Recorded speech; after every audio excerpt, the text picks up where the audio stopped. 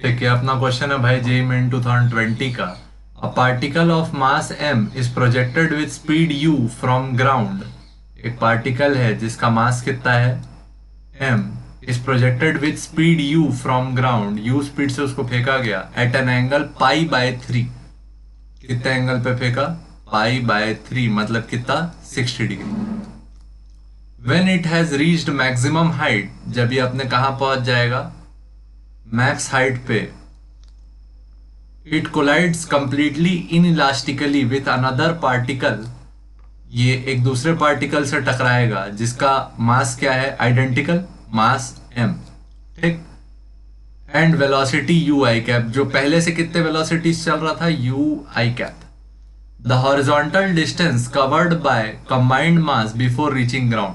ये टक्कर के बाद अब ये एक साथ हो गए। कंबाइंड मास कितने दूर जाके गिरेगा ये अपने को पता लगाना है। ठीक,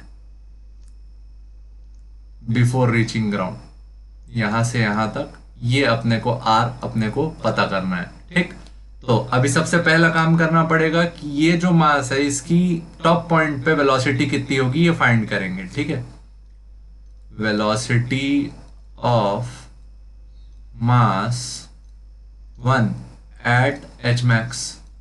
वेलोसिटी के कितने कंपोनेंट हो जाएंगे? दो। वी वाई का वैल्यू u साइन 60 और x कंपोनेंट क्या? u cos 60। अब अपन ये जानते हैं कि x डायरेक्शन में एक्सेलरेशन 0 होता है, तो वेलोसिटी इन x डायरेक्शन क्या होती है? कांस्टेंट। मतलब जब अपन टॉप पॉइंट पे पहुंचते हैं तो वर्टिकल वेलोसिटी क्या हो जाती है? 0, और वेलोसिटी कंप्लीटली कैसी रहती है? वर्टिकल, जिसका वैल्यू क्या आएगा? u cos 60। ठीक, तो एट टाइम ऑफ कोलिजन, कहां पे कोलिजन हुआ? टॉप पॉइंट पे। वेलोसिटी कितनी थी? vx equal to u cos 60, और दूसरे पार्टिकल की वेलोसिटी कितनी थी? u। ये भी आई कैप और ये भी क्या? आई कैप। अपन जानते हैं कि at top point V Y क्या हो जाता है? 0, और वी एक्स का वैल्यू क्या हो जाता है? u cos theta. ये अप्लाई कर दिए। ठीक, दोनों का मास क्या था? m और m। u cos 60 का वैल्यू क्या हो जाएगा? u/2। आफ्टर कोलिजन ये दोनों एक बड़ा बॉल बना लिए। कितने मास का? 2m, और इसका वेलोसिटी कितना मान लेते हैं? v। ठीक, तो यहाँ क्या कंजर्व कराएंगे? Conservation of linear momentum. क्या कंजर्व कराएंगे? Conservation of linear momentum. अच्छा, बॉल एक साथ क्यों हो गई? क्योंकि यहाँ पे बताया गया है कि ये दोनों कोलिजन कैसे थे? इनइलास्टिक। तो इनिशियल मोमेंटम लिखोगे तो क्या लिखोगे? m इंटू पहले का वेलोसिटी क्या है? vx, और दूसरे का क्या है? m, मास m है, और वेलोसिटी क्या है? u I cap. ये भी कौन डायरेक्शन में? आई कैप। vx का वैल्यू क्या था? m u/2 I cap plus m u I cap. तो टोटल कितना हो गया? 3/2 m u आई कैप। ये हो गया इनिशियल मोमेंटम। फाइनल मोमेंटम लिखेंगे तो क्या लिखेंगे? pf is equal to 2m into V. ठीक, क्या लिखोगे? 2m into we. अपन ये जानते हैं कि f एक्सटर्नल अगर 0 हो कोलिजन में तो इनिशियल मोमेंटम और फाइनल मोमेंटम क्या होंगे? बराबर। इनिशियल और फाइनल मोमेंटम को बराबर कर देते हैं। 3/2 m u I cap equal to क्या आया? 2 टाइम्स m v। m से m क्या हो गया? कैंसल। यहाँ v का वैल्यू क्या आया?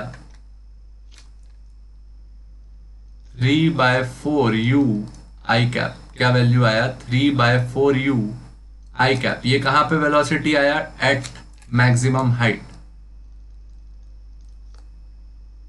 अब यहां से एक मास है 2m जिसकी वेलोसिटी क्या है? 3/4 u आई कैप, यानी पूरी वेलोसिटी हॉरिजॉन्टल है, इसको फेंका गया तो अपने को पता लगाना है इसका रेंज कितना होगा। ठीक, तो यहां से अपने को किस चीज की जरूरत पड़ेगी? टाइम की, क्योंकि हॉरिजॉन्टल रेंज बताना है। हॉरिजॉन्टल रेंज का फॉर्मूला क्या होता है? x डायरेक्शन की velocity into time of flight. ठीक, टाइम ऑफ फ्लाइट अपने को कैलकुलेट करना पड़ेगा। तो यहाँ पे यू वाई क्या है, 0, वर्टिकल वेलोसिटी नहीं है, और जो हाइट है वो क्या थी, एच मैक्स। एच मैक्स का वैल्यू क्या पढ़े थे, u square sine square theta by 2 times g. ठीक, ये हो गया डिस्प्लेसमेंट। एक्सेलरेशन हो गया किसके कारण, ग्रेविटी के कारण। अपने को टाइम फाइंड करना है, तो क्या लगा देते हैं, s equal to u t plus half a t square. Displacement नीचे है तो साइन माइनस, ग्रेविटी नीचे है तो sign minus. S equal to क्या आया, minus you square sine square कितना degree, 60 upon 2g equal to u का वैल्यू 0, टी का वैल्यू नहीं पता, प्लस हाफ ए का value g minus g into t का स्क्वायर। यहां से टाइम आ जाएगा। वैसे टाइम ऑफ फ्लाइट का हाफ होगा। ठीक, फिर भी सॉल्व कर लेते हैं। ठीक है, तो ये हो जाएगा minus you square sine square 60 upon 2g equal to minus G by 2 into T. 2 से 2 क्या हो गया, कैंसल। माइनस से माइनस क्या हो गया, कैंसल। जी गया नीचे तो क्या आया, u square sine square 60 upon g का स्क्वायर इक्वल टू क्या आया, टी का स्क्वायर। यहां से टी का वैल्यू क्या आया, यू साइन 60 बाय जी। ठीक, यू साइन 60 बाय जी, ये क्या है देखो, टाइम ऑफ फ्लाइट का हाफ ही है। टाइम ऑफ फ्लाइट क्या होता है, 2 यू साइन थीटा बाय जी, तो ये आया यू साइन थीटा बाय जी। तो इसका वैल्यू क्या आ जाएगा टाइम ऑफ फ्लाइट का, t equal to U root 3 by 2 G, ये आया टाइम। ठीक, रेंज का फॉर्मूला क्या लिखेंगे बोले थे, यू एक्स इंटू टी, और यू एक्स का वैल्यू अभी थोड़ी देर पहले निकाले, क्या 3/4u। वेलोसिटी हॉरिजॉन्टल वेलोसिटी क्या निकाले थे, 3/4u, आई कैप में था।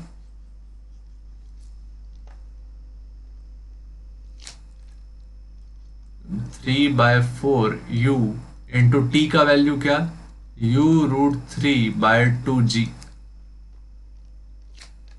तो रेंज का वैल्यू आया 3/8, 4 2 8 into root 3 u into u का स्क्वायर बाय जी। तो 3 root 3 upon 8 u square by g. 3 root 3/8 u square by g. कौन सा ऑप्शन लगा भाई, बी। ठीक, चेक करते हैं।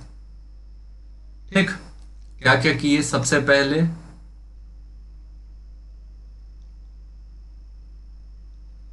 इनिशियल प्रोजेक्टाइल को कहां तक पहुंचाए, ऊपर तक। ऊपर तक पहुंचाने में ये देखे कि टॉप पॉइंट पे वर्टिकल वेलोसिटी 0 हो जाती है, सिर्फ कौन सी होती है, हॉरिजॉन्टल।